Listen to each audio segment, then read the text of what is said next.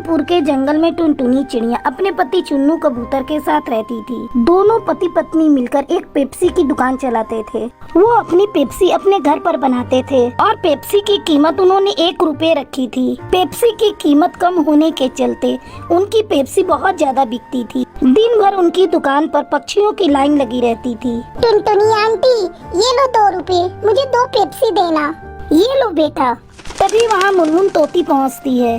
अरे ओ टुनटुनी बहन, मुझे 10 पेप्सी देना। मेरे बच्चे बहुत जिद कर रहे हैं पेप्सी पीने को। और हाँ, बिल्कुल ठंडी ठंडी देना। हाँ मुनमुन तोती, सारी पेप्सियाँ ठंडी ही हैं। टुनटुनी चिड़िया 10 पेप्सी निकालकर मुनमुन तोती को देती है। इस तरह टुनटुनी चिड़िया 1 रुपए की पेप्सी बेचकर बहुत सारे पैसे कमा रही थी। टुनटुनी चिड़िया की दुकान के ठीक सामने बबलू कौवे की आइसक्रीम पार्लर थी।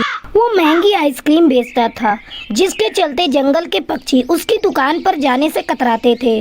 बबलू कौवा टुनटुनी की दुकान पर लगी हुई भीड़ को देखकर जलते रहता था। एक दिन वो अपनी पत्नी सुंदरी कौवी से कहता है, वो देख सुंदरी, दिन भर टुनटुनी और चुन्नू कबूतर की दुकान पर पक्षियों की लाइन लगी रहती है। कोई हमारी दुकान की तरफ देखता भी नहीं। जब से इन लोगों ने 1 रुपए वाली पेप्सी बेचनी शुरू कर दी है, हमारे आइसक्रीम का धंधा तो बिल्कुल चौपट ही हो गया है। कुछ समझ में नहीं आता कैसे अपनी दुकान पर ग्राहकों को बुलाऊं। तुम बेकार की चिंता करके अपना खून जला रहे हो। मेरी बात मानो तो तुम भी 1 रुपए वाली पेप्सी बेचना शुरू कर दो। ग्राहक खुद ब खुद हमारी दुकान पर आना शुरू कर देंगे। लेकिन सुंदरी, ये पेप्सी बनाएगा कौन? हमें तो पेप्सी बनाना आता भी नहीं। ऐसा करो, तुम शहर से बनी बनाई पेप्सी लेकर आओ। वहाँ तो 1 रुपए से भी सस्ती मिलती है। बबलू कौवा अगले दिन शहर जाकर बनी बनाई पेप्सी खरीद कर लाता है और उसे अपनी दुकान पर 1 रुपए की पेप्सी कहकर बेचने लगता है। पेप्सी ले लो पेप्सी, रंग बिरंगी पेप्सी, 1 रुपए में कई फ्लेवर वाली पेप्सी। बबलू कौवे की आवाज सुनकर टुनी चिड़िया उसकी दुकान पर आती है। अरे अंकल, आप भी 1 रुपए वाली पेप्सी बेच रहे हैं? हाँ टूनी, आज से मैं भी सस्ती 1 रुपए वाली पेप्सी बेच रहा हूँ। मेरे पास कई फ्लेवर हैं।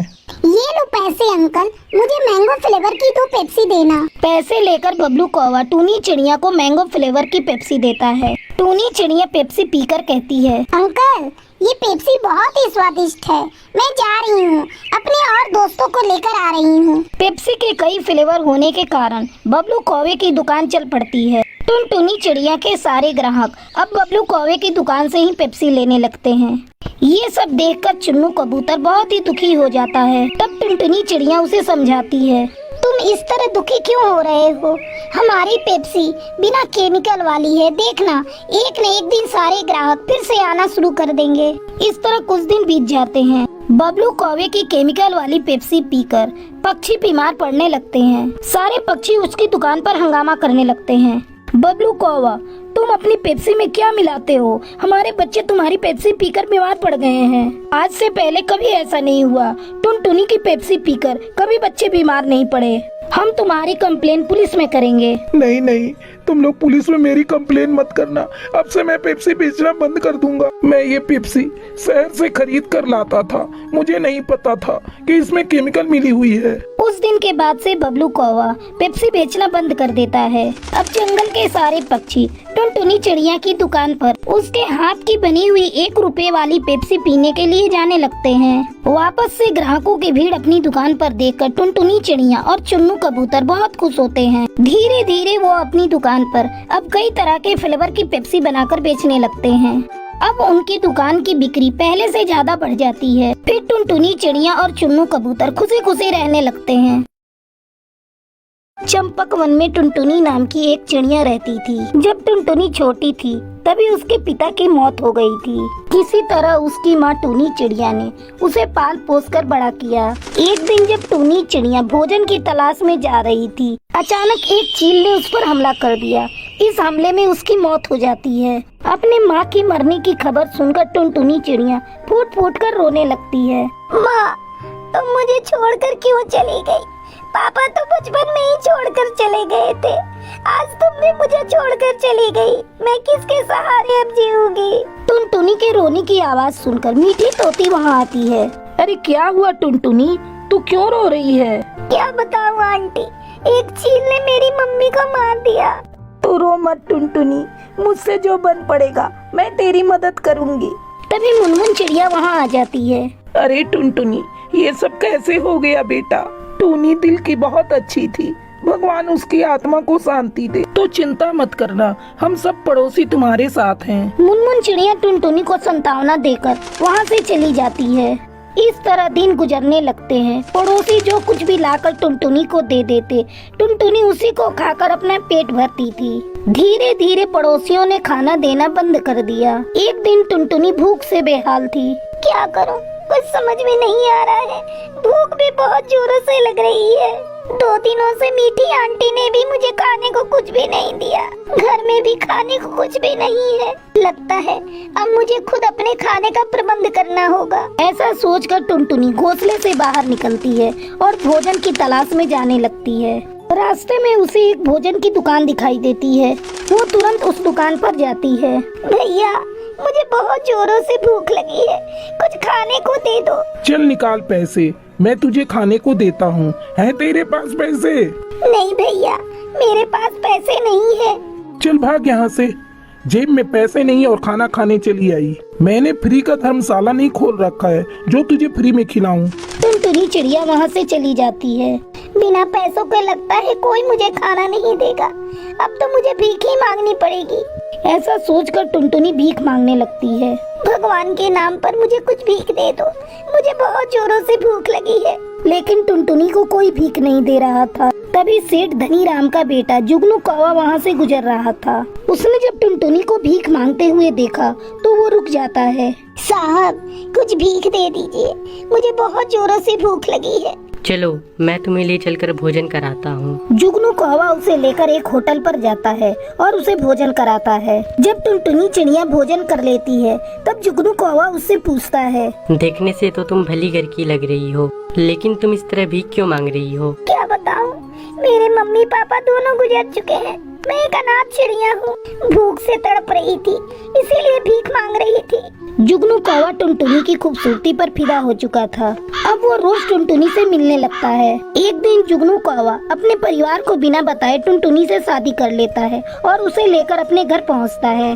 जुगनू कौवे की माँ चमेली कौवी जब टुनटुनी को देखती है तो वो जुगनू से पूछती है, जुगनू, ये क्या मजाक है? तू किसे ब्याह कर ले आया? माँ, ये अनाथ है और ये सड़क पर भीख मांग रही थी। तुझे अपने घर परिवार की इज्जत की कोई चिंता नहीं? तूने इस भिखारन से शादी क्यों कर ली? कुछ रुपए पैसे देकर इसकी मदद कर देता। मैं तुझे अपनी संपत्ति से बेदखल करती हूँ। अब इसे लेकर मेरी आंखों से दूर चला जा। आपने मुझ पर तरस खाकर मुझसे शादी कर ली।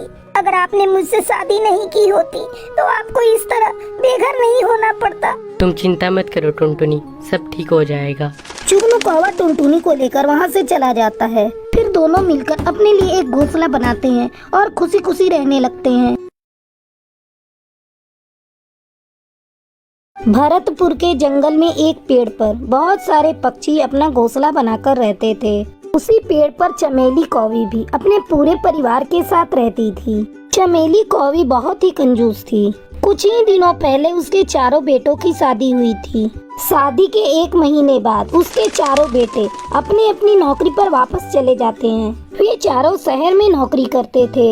एक दिन चमेली की बड़ी बहू टुनटुनी किचन में कुछ बना रही थी। तभी चमेली कौवी वहाँ आती है। अरे बहू, सुबह सुबह ये तू क्या बना रही है? माँ जी, मैं अपने लिए आलू चाट बना रही हूँ। मुझे चटपटा खाने को बहुत मन कर रहा है। आप कहें तो मैं आपके लिए भी बना दूँ। उसी समय गौरी कबूतरी भी वहाँ आ जाती है। अरे भाभी, पता नहीं आजकल मेरा भी मन क्यों चटपटा खाने को कर रहा है। ऐसा करिए, थोड़ा मेरे लिए भी आलू चाट बना दीजिए।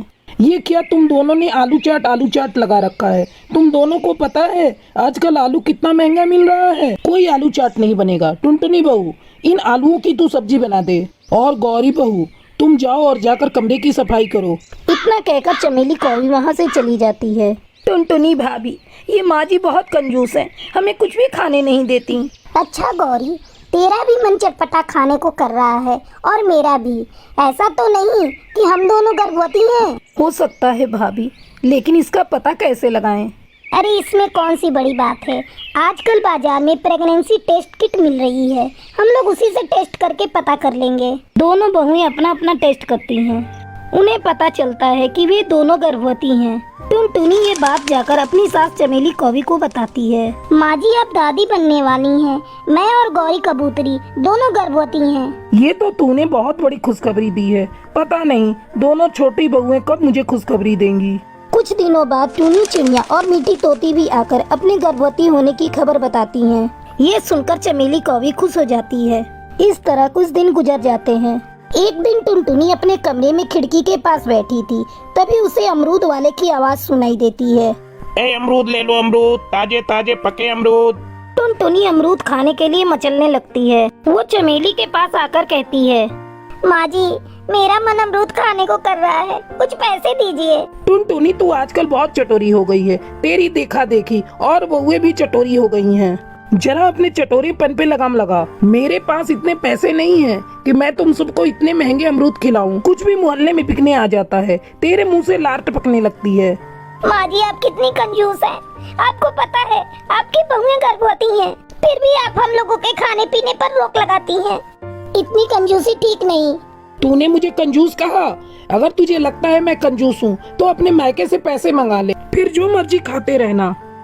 टुनटुनी चिड़िया मन महसूस करके वहाँ से चली जाती है। कुछ दिनों बाद चारों बहुएं एक एक करके अंडे देती हैं। कम खाने पीने की वजह से टूनी चिड़िया और मीठी तोती के अंडे कमजोर होते हैं और वो फूट जाते हैं। ये देखकर टूनी चिड़िया और मीठी तोती फूट फूट कर रोने लगती हैं। माँ जी आपकी कंजूसी की वजह से मैं माँ नहीं बन पाई। आप मेरे बच्चे की हत्यारन हैं।